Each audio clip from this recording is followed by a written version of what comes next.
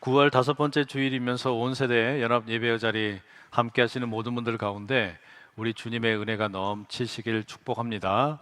오늘은 사도행전 21장 8절에서 14절 말씀 본문으로 주의 뜻대로 이루어지이다 제목의 말씀 전하겠습니다.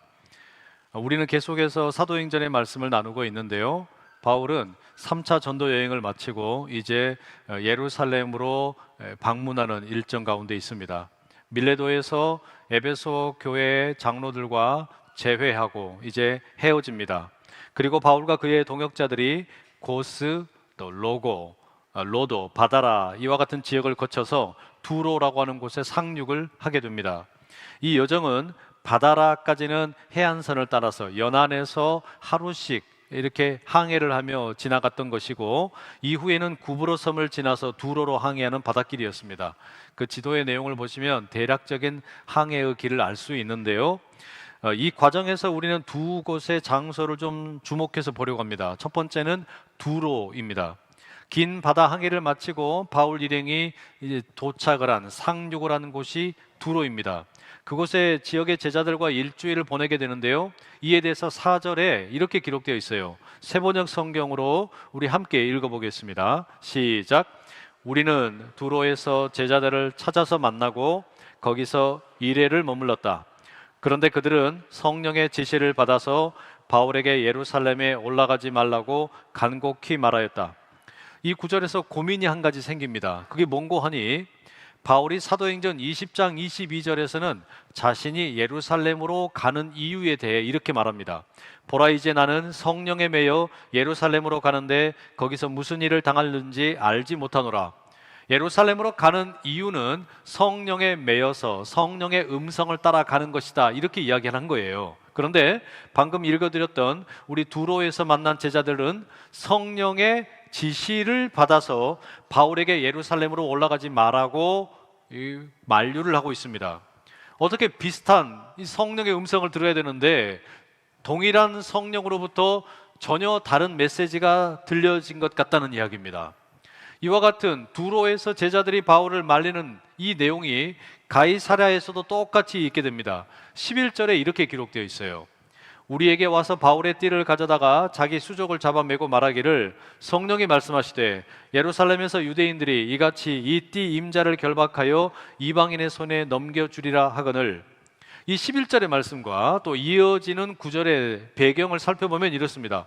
바울이 이제 두로라고 하는 곳으로부터 육로를 이용을 해가지고 돌레마이라고 하는 곳을 지나서 가이사랴에 도착을 하게 됩니다. 이 가이사랴에서 예루살렘 교회의 7 집사 중에 한 명이었던 빌립을 만나게 되고 그의 집에 머뭅니다. 바울과 빌립이 만나게 되는 것은 상당히 의미가 있는 사건입니다. 사도행전 8장 1절에 보면 예루살렘의 교회가 엄청나게 성장을 하다가 부흥을 하다가 스데반의 순교와 이어지는 교회를 향한 핍박 때문에 모든 성도들이 뿔뿔이 흩어지게 되었습니다. 이때 빌립 역시 그런 고난으로 인해서 이제 예루살렘에 머물지 못하고 사마리아 지역으로 가게 됩니다. 거기에서 복음을 전하고 후에는 에디오피아 내시에게도 복음을 증거하게 됩니다. 그런데 여러분, 스데반을 돌로 쳐서 죽이는데 제일 앞장섰던 인물이 누굽니까? 바울이죠. 그러니까 바울과 빌립의 어떤 관계는 원수지간이라고 해도 별로 다르지가 않습니다. 그런데 이 두 사람이 지금 만난 거예요. 이를테면 원수지간이 성령 가운데에서 친구로 변하게 된 겁니다. 성령께서는 원수도 친구로 만드실 수 있는 분입니다. 게다가 이 빌립에게는 딸이 4명 있었어요. 딸부자예요. 이 딸들이 모두 다 처녀인데 예언을 하는 자라고 소개하고 있습니다.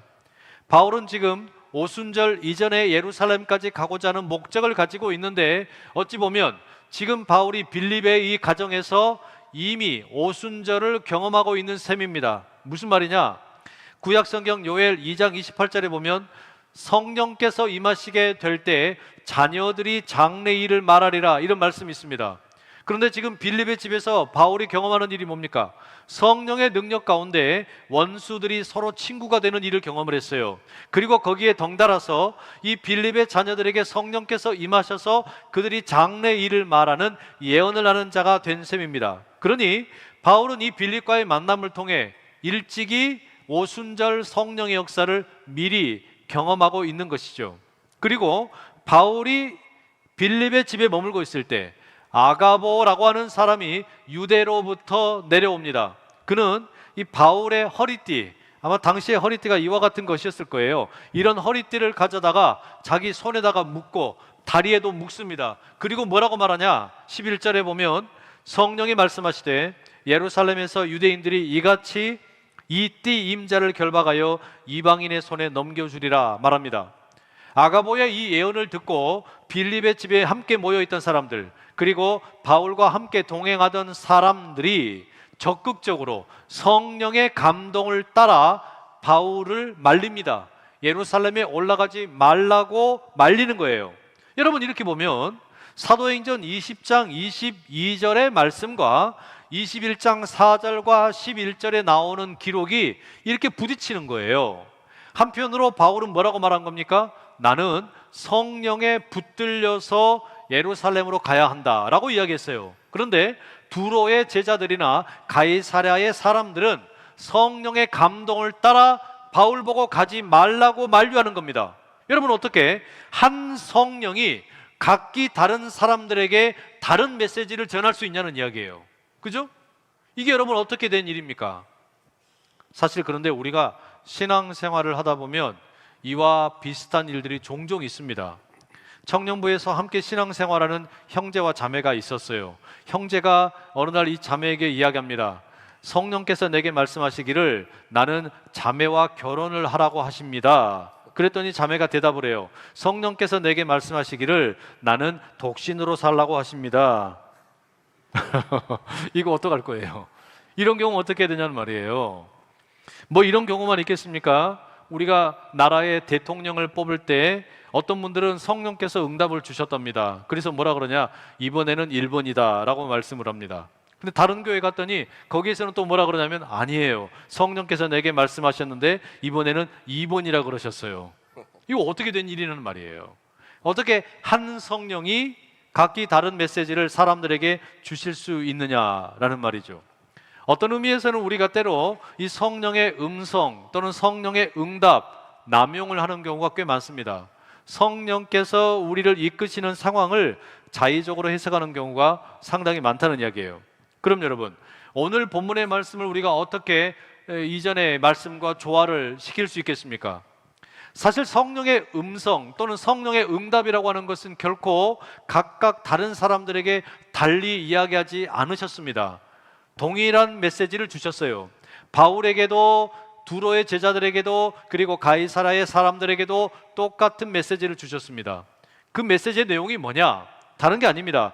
바울이 예루살렘에 올라가게 되면 거기에서 핍박을 받게 될 것이다. 감옥에 갇히게 될 것이다. 죄수의 신분이 될 것이다. 이와 같은 내용을 성령께서 말씀하셨어요. 구체적으로 어떤 핍박이 있게 될 것인지 그건 몰라요. 그러나 감옥에 갇혀서 죄수가 된다라는 것, 이것은 바울과 다른 사람들이 공통으로 받은 메시지였습니다. 두로의 제자들이나 가이사라에서 만난 아가보 모두 이와 같은 메시지를 받았습니다. 다만 차이가 있다면 바울과 다른 사람들이 성령의 음성에 대한 반응이 달랐던 겁니다. 성령께서 주시는 메시지는 동일했는데 이 메시지에 대해서 어떻게 반응했느냐, 여기에 차이점이 있었던 겁니다. 바울의 경우에는 어떻습니까? 바울은 오랫동안 예루살렘을 다시 가고 싶은 열망이 있었습니다. 성령께서 예루살렘으로 인도하신다라는 것을 느꼈어요. 특별히 사도행전에는 분명히 나오지 않지만 바울이 예루살렘에 가고 싶어 했던 목적 중에 하나가 뭐냐면 예루살렘의 교회 성도들이 경제적으로 너무 어려워졌어요. 먹을 것이 없었던 겁니다. 그래서 바울이 소아시아의 교회들을 방문을 하고 마게도냐 교회를 방문하고 그리스에 있는 교회를 방문을 해서 모금 활동을 합니다. 구제 헌금을 모은 거예요. 이렇게 모은 구제 헌금을 가지고 예루살렘을 방문하려는 목적을 가졌습니다. 바울은 지금껏 죽을 뻔한 위기를 여러 번 만났어요. 돌에 맞아서 죽을 뻔하기도 했고 또 사람들에 의해서 감옥에 갇히기도 했습니다. 그러니까 예루살렘에 올라가면 너에게 고난이 있을 것이다, 죽을지도 모른다, 죄수가 될 것이다, 그와 같은 성령의 음성을 들었지만 거기에 개의치 않았습니다. 두려워하지 않았다는 이야기예요. 반면에 바울을 사랑하는 성도들의 입장은 좀 달랐습니다. 바울이 지금껏 이방 땅에 이곳 저곳을 돌아다니면서 수많은 교회를 세웠지요. 그리고 성도들에게 복음을 가르쳤습니다. 복음대로 살라고 삶으로 모범을 보여주었습니다. 이처럼 중요한 역할을 담당을 하던 바울이 예루살렘에서 감옥에 갇히게 되고 목숨이 위태롭게 되면 남겨진 교회는 어떻게 하느냐, 교회 성도들은 어떻게 하느냐, 이것을 염려했던 겁니다. 그래서 교회의 지도자인 바울 선생님이 이렇게 지금 예루살렘에 올라가서 감옥에 갇히면 안 됩니다. 그래서 뜯어 말렸던 겁니다. 그래서 여러분, 우리는 이와 같은 바울이 들었던 성령의 메시지와 두로나 가이사랴의 제자들이 들었던 성령의 메시지가 다른 게 아니라 동일한 메시지를 들었는데 다만 이 메시지에 대한 반응이 달랐다라는 것을 확인할 수 있습니다. 바울은 여러 지역을 돌면서 작별 인사를 했습니다. 그때마다 사람들이 뜯어 말립니다. 그럼에도 불구하고 바울이 만류하는 것들을 뿌리치고 나는 예루살렘으로 가겠다고 뜻을 굽히지 않습니다. 그리고 이제 여러 지역에서 제자들과 작별 인사를 나누죠. 5절에 보면 두로의 제자들과 헤어지는 장면이 이렇게 기록되어 있습니다. 이 여러 날을 지낸 후 우리가 떠나갈새 그들이 다 그 처자와 함께 성문 밖까지 전송하거늘 우리가 바닷가에서 무릎을 꿇어 기도하고. 바닷가에서 바울과 많은 성도들이 함께 모여서 기도를 합니다. 바울의 앞날을 위해서 기도합니다. 하나님께서 그를 인도해 주시기를 기도하는 겁니다. 이 장면이 너무 감동적이에요. 뿐만 아니라 12절에서 14절에 보면 가이사랴 빌립의 집에서 이제 바울과 다른 사람들이 함께 나누는 대화가 이렇게 또 끝을 맺습니다. 우리가 그 말을 듣고 그곳 사람들과 더불어 바울에게 예루살렘으로 올라가지 말라 권하니 바울이 대답하되 여러분이 어찌하여 울어 내 마음을 상하게 하느냐. 나는 주 예수의 이름을 위하여 결박당할 뿐 아니라 예루살렘에서 죽을 것도 각오하였노라 하니 그가 권함을 받지 아니하므로 우리가 주의 뜻대로 이루어지이다 하고 그쳤노라. 이 가이사랴에서도 마찬가지였던 겁니다. 울면서 자신의 예루살렘행을 만류하는 이 제자들과 동료들을 향해 바울이 말합니다. 여러분이 어찌하여 이렇게 울면서 내 마음을 아프게 합니까? 나는 이미 예수 그리스도를 위하여 십자가에서 죽으신 그분을 위하여 내 목숨을 내어놓았습니다. 결박을 당하고 예루살렘에 죽어도 괜찮습니다. 그러자 이 가이사랴의 제자들이 더 이상 바울을 말릴 수 없어서 이렇게 말합니다. 주의 뜻대로 이루어지이다. 주의 뜻대로 이루어지이다. 사랑하는 여러분, 바울에게는 어디를 가든 언제나 사역의 자리에서 함께하는 신앙의 공동체가 있었어요. 그들은 함께 기도하고 또 말씀을 나누고 함께 울어주는 사람들이었습니다. 그리고 서로 생각이 달랐지만 동일한 성령의 음성을 듣고 거기에 대한 반응은 달랐지만 결론적으로 동일하게 뭐라고 고백합니까? 주의 뜻대로 이루어지이다. 이게 그들이 함께 나눈 공통된 고백이었습니다. 우리 신앙생활에 이런 공동체가 있습니까?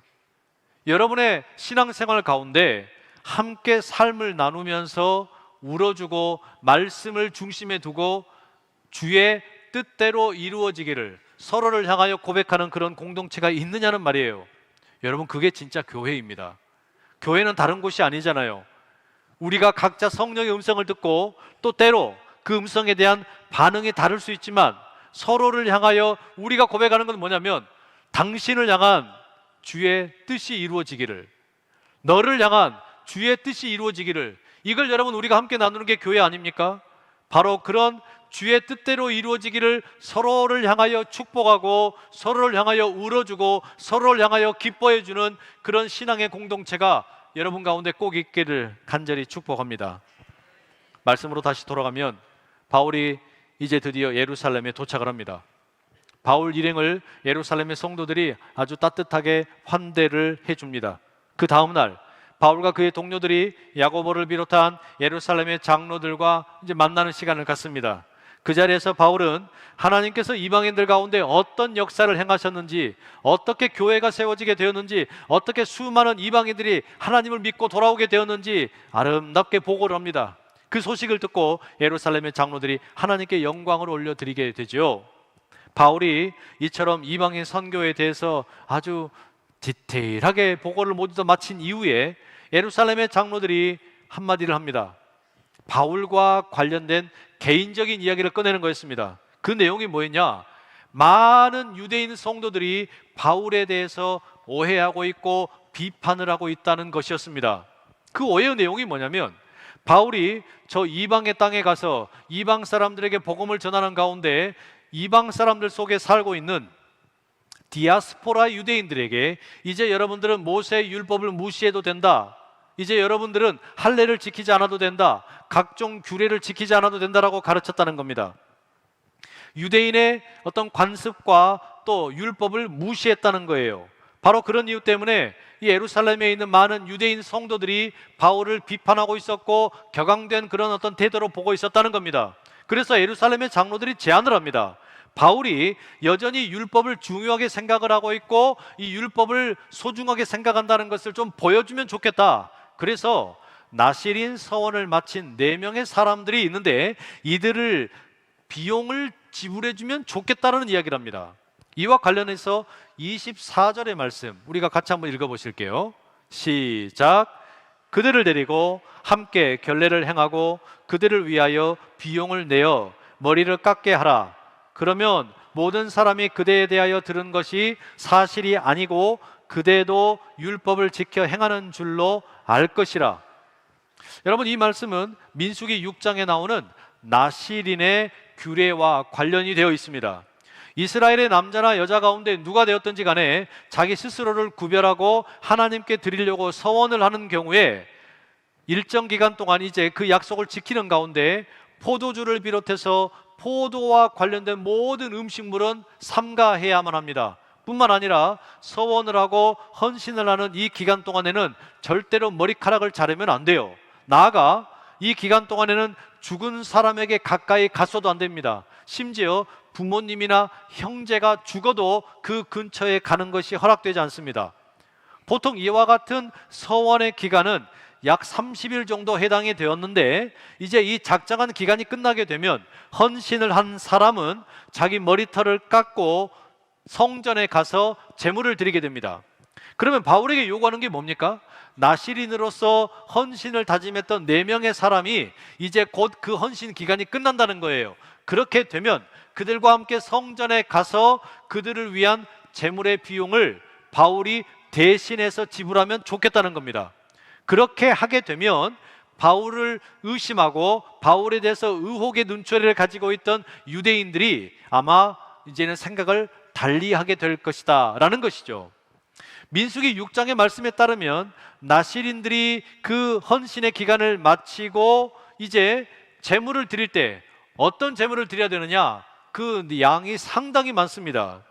1년 된 흠없는 새끼 순양 1마리, 1년 된 흠없는 새끼 암양 1마리, 흠없는 순양 1마리, 그리고 곡식을 함께 제물로 바쳐야 됩니다. 그러니까 양이 3마리예요. 새끼 양 2마리에다가 성숙한 양 1마리까지 이렇게 바치고 곡식까지 드리는 겁니다. 상당히 많은 양이죠. 그러면 바울은 이와 같이 상당히 무거운 비용을 부담해야 하는 상황입니다. 자기 자신에 대한 오해를 풀기 위해서 그렇습니다. 바울이 어떻게 했을까요? 26절 세번역 성경으로 우리 한번 같이 읽어보시겠습니다. 시작. 그래서 바울은 그 다음날 그 4사람을 데리고 가서 함께 정결 예식을 한 뒤에 성전으로 들어갔다. 그리고 정결 기한이 차는 날짜와 각 사람을 위해서 예물을 바칠 날짜를 신고하였다. 바울이 그 장로들이 요구한 대로 따랐다는 이야기입니다. 예루살렘의 유대인들이 자신에 대해서 가지고 있던 의혹을 털어버리기 위해서 이렇게 한 겁니다. 상당한 비용을 들여서 이렇게 했던 말이에요. 아니, 왜 이렇게까지 했을까요? 사실 바울은 떳떳하거든요. 바울은 결코 율법을 무시한 적이 없습니다. 할례를 하지 말라고 한 적도 없어요. 모든 율법의 규정을 지키라고 그랬지 지키지 말라고 한 적도 없어요. 유대인에 대해서만큼은 그렇게 하는 것이 옳다라고 이야기했습니다. 그럼에도 불구하고 바울이 예루살렘 장로들의 요구를 그대로 수용을 합니다. 왜냐? 이게 복음의 본질을 훼손하는 것이 아니라면 따르겠다는 겁니다. 오히려 자기 자존심은 상할 수 있고 또 자기 자신의 어떤 자유가 침해되는 것 같지만 유대인 성도들의 요구를 들어줌으로써 복음의 연합을 이룰 수 있다면, 복음으로 이방인과 유대인들이 하나가 될 수 있다면 기꺼이 자기 자신을 희생하겠다, 자신의 자유를 포기하겠다라고 말하는 겁니다. 제가 이 구절을 읽을 때 한 선교사님이 소개한 문장이 떠올랐습니다. 이런 내용이에요. 비판을 피하고 싶다면 아무것도 하지 말고, 아무 말도 하지 말고, 아무 일도 맡지 말라. 영어로 읽으면 훨씬 더 실감이 납니다. To avoid criticism, do nothing, say nothing, be nothing. 이 엘버트 허버드라는 미국의 철학자가 했던 말입니다. 바울은 이 비판을 두려워하지 않았어요. 오히려 반대로 합니다. 유대인들이 자기를 비판을 해도 거리끼지 않고 이방인들에게 복음을 전했습니다. 그 가운데 바울은 본질에 대해서는 결코 타협을 하지 않았지만 기꺼이 자기의 자존심을 꺾어가면서, 또 자기의 비용을 들여가면서 자기의 자유를 제한해가면서 복음의 연합을 이루는 일이 가능하다면 얼마든지 그렇겠다는 이야기예요. 여러분, 이런 바울의 결단이 너무 멋있지 않습니까? 왜 이렇게까지 했느냐? 이유는 딱 하나입니다. 두로와 가이사랴의 성도들이 이야기했던 것과 똑같습니다. 주의 뜻을 이룰 수만 있다면, 주의 뜻을 이룰 수만 있다면 나는 어떤 대가라도 지불하겠다. 주의 뜻을 이룰 수만 있다면, 그래서 복음을 이방인들에게 전할 수 있다면, 그리고 복음 안에서 이방인과 유대인들이 다 함께 연합할 수만 있다면 나는 어떤 대가라도 지불할 용의가 있다. 그게 바울이 가지고 있었던 마음 자세였습니다. 얼마든지 말도 되지 않는 비난과 또는 협박과 또는 의심에 대해서 대응할 수 있지만 그렇게 하지 않은 거예요. 그리고 그냥 그대로 자신의 모든 자유를 제한하고 따라가는 겁니다. 예수님 보십시오. 예수님 역시 예루살렘에서, 그리고 십자가에서 모욕과 고난을 견디시지 않습니까? 왜 그렇게 하셨습니까? 하나님 아버지의 뜻을 이루기 원하셨기 때문입니다. 그래서 견디신 거예요. 대가를 지불하시는 겁니다. 예수님께서 제자들에게 기도를 가르치시는 가운데 뜻이 하늘에서 이루어진 것처럼 땅에서도 하나님의 뜻이 이루어지기를 위해서 기도하라, 그렇게 가르치셨죠. 그리고 그 기도대로 예수님은 실천을 하신 겁니다. 아버지의 뜻을 이루기 위해서 십자가를 참으시며 순종을 하신 겁니다. 여러분, 우리 역시 마찬가지예요. 우리가 성령의 인도하심 가운데 주님의 뜻이 이루어지기를 원하는 마음으로, 또 온 성도들이 함께 마음을 모으고, 나아가 아직 그런 마음의 상태가 되지 못한 이들이 설령 무리한 요구를 하거나 비판을 하거나 억측을 가지고 있어도 그것마저 수용하고 참는 겁니다. 왜냐? 다른 이유가 없어요. 뭐 성질이 못돼서가 아니라, 또는 성질이 뭐 그냥 부드러워서가 아니라 딱 하나입니다. 우리를 통해 주님의 뜻이 이루어지기를 원하기 때문입니다. 오늘 여러분, 우리가 함께 참여하려고 하는 성찬에도 바로 그런 정신이 담겨 있어요. 성찬은 성령의 임재 가운데 우리 모두를 하나로 묶어주는 시간입니다. 그리고 우리를 통해 주님의 뜻이 이루어지기를 간구하는 시간입니다. 나아가 주님의 뜻을 이루기 위해서 우리가 대가를 지불할 수 있는 용기를 달라고 구하는 시간이기도 합니다. 바로 그런 이 성찬의 자리 가운데 우리 모두가 복음을 훼손시키는 것이 아니라면 복음 안에서 연합을 경험하고, 그 복음을 연합하는 가운데 주의 뜻을 이루기 위하여 어떤 대가든지 지불하기를 함께 다짐하고 나가는 복된 시간 되기를 축복합니다. 기도하겠습니다. 사랑하는 주님, 주님의 뜻이 이루어지기를 원합니다. 주님의 뜻을 이루기 위해 온 성도가 연합하게 도우소서. 주님의 뜻을 이루기 위해 대가를 지불할 용기를 주옵소서. 예수 그리스도의 이름으로 기도드립니다. 아멘.